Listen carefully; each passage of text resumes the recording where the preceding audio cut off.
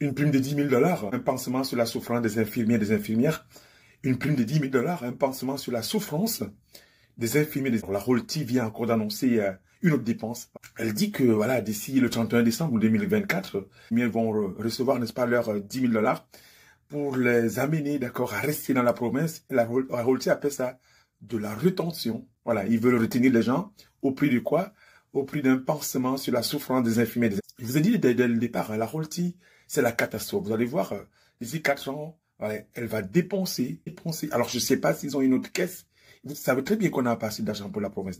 Mais je comprends bien que le besoin est là. Et l'argent ne résout pas ce problème. Le problème est plus profond que ça. Et à chaque année, à chaque gouvernement qui monte, on va faire un peu, on va donner un peu d'argent aux infirmiers, mais ils finissent toujours par partir. Hein. Je vais vous le démontrer. Je ne suis pas alarmiste, mais c'est ce qu'on vit depuis très longtemps. La pénurie des soignants est généralisée dans le monde entier. L'OMS, qu'on appelle l'Organisation mondiale de la santé, nous a dit que d'ici 2030, nous avons besoin de 15 millions de professionnels de la santé. C'est énorme. Aborder, n'est-ce pas, la souffrance des soignants est devenue dans notre province, dans notre pays, que j'appellerais même un problème de santé mentale. Parce que vous demandez aux spécialistes, aux observateurs des systèmes de santé, ils vont vous dire que vraiment c'est un problème de santé publique. Parce que le problème est criant. Il est criard depuis très longtemps. Aucune province n'arrive, n'est-ce pas, de résoudre le problème sur la question, n'est-ce pas, des personnels. Ça date de très longtemps. Mais pourquoi ça date de très longtemps? Alors je lisais dernièrement une étude qui disait que 10 à 48%, d'accord, en moyenne 25% des infirmiers et infirmières qui sont actifs des pays occidentaux, présentent un niveau élevé d'épuisement énorme que j'appelle le burn-out. Quel que soit le milieu, n'est-ce pas, de travail et de la spécialité. Et les médecins aussi, ils sont pas mis de côté, hein, parce qu'ils sont aussi en difficulté psychologique avec un taux, voilà, de dépression et de suicide nettement plus important, voilà, que dans la population en général.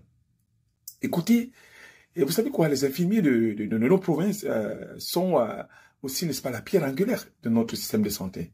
Ils font un travail formidable. Vous devez les saluer parce qu'ils travaillent des heures et des heures, parfois sans se reposer. Et pourtant, au Nouveau-Brunswick, n'est-ce pas, trop d'entre eux souffrent de problèmes de santé mentale, d'épuisement professionnel et de stress énormes. Et parfois aussi se sentent débordés par le travail, ce qui les pousse à quitter leur emploi.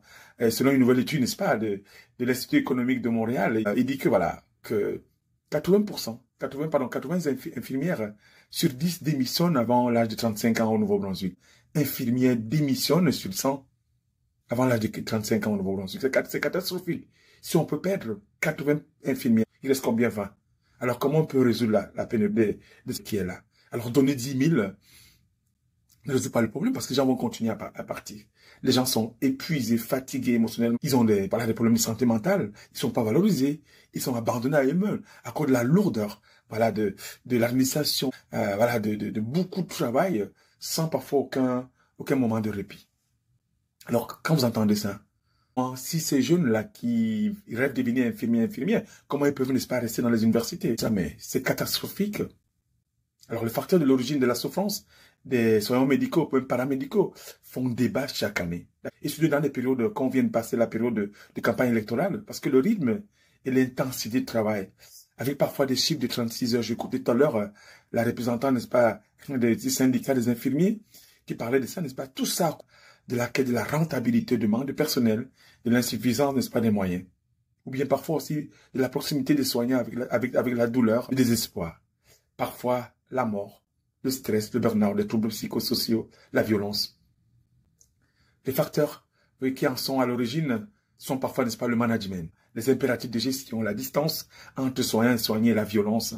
Et il faut se rendre compte que la complexité à mesurer, n'est-ce pas, le phénomène est là depuis très très longtemps. Encore de nouveau, la tendance est connue depuis plusieurs années et les causes sont bien identifiées. La population mondiale, elle est vieillissante, on le sait très bien, ce n'est plus du nouveau. C'est qui va nécessiter de plus en plus de soins, tout comme l'augmentation des maladies chroniques qui sont là. Alors qu'en parallèle, le personnel de santé ne se renouvelle pas assez à la suite des départs en retraite et que les capacités aussi de formation sont limitées. Et vous savez, j'ai lu dans les statistiques dernièrement, je l'ai même fait mentionner, je l'ai mentionné dans un de mes podcasts.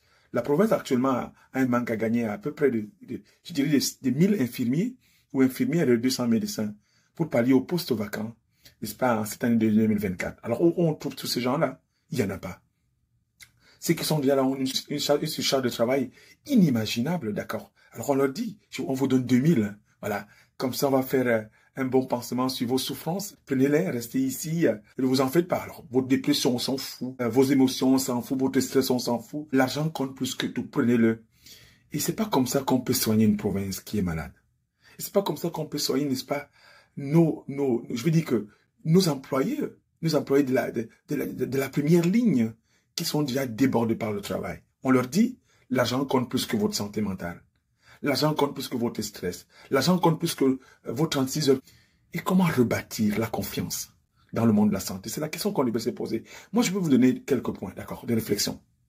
La première chose, il faut qu'on cesse de regarder, n'est-ce pas, le monde de la santé, voilà, public, comme quelque chose de mauvais. D'accord? Parce que si vous écoutez, n'est-ce pas, toutes ces interventions, tous ces intervenants, c'est toujours alarmiste. Voilà, ils disent tout le temps, on est en manque de personnel. Il n'y a pas des mots parfois qui sont encourageants. Il n'y a pas, n'est-ce pas, cet esprit positif que demain va être meilleur. Alors, tout ça, on est resté dans le négatif. Et ça bâtit simplement, n'est-ce pas, un système qui est négatif. Changer de paradigme. Décrire, parler, n'est-ce pas, de ce monde qui sauve des vies d'une façon positive. Parce que les gens aimeraient l'entendre. D'accord? La deuxième solution, c'est dans les écoles, de la maternelle jusqu'en 12e année, et puis de la 12e année jusqu'à l'université, pour tous ceux-là qui rêvent, n'est-ce pas, de devenir des médecins et des infirmiers. Faire de la pédagogie. Montrer ce travail que c'est un travail formidable, un travail d'investissement colossal, mais qui est formidable. Alors, si on n'a pas ces gens, les premières lignes, beaucoup de gens vont mourir pour rien parce qu'ils n'auront pas de soins de santé. Alors, il faut redonner, n'est-ce pas, je dirais, la valeur à ce métier-là et cesser de dévaloriser, n'est-ce pas, ceux-là qui travaillent comme des fous. Et la troisième chose, je dirais, nous devons créer un débat provincial, nous devons réécrire le roman de notre médecine dans la province. Ça veut dire qu'il faut un référendum. Nous devons voter sur des questions qui sont très importantes. Comment rebâtir notre système de santé? Et ça aussi, c'est très important. On en parle moins, d'accord? On en parle moins. Redonner la parole aux citoyens.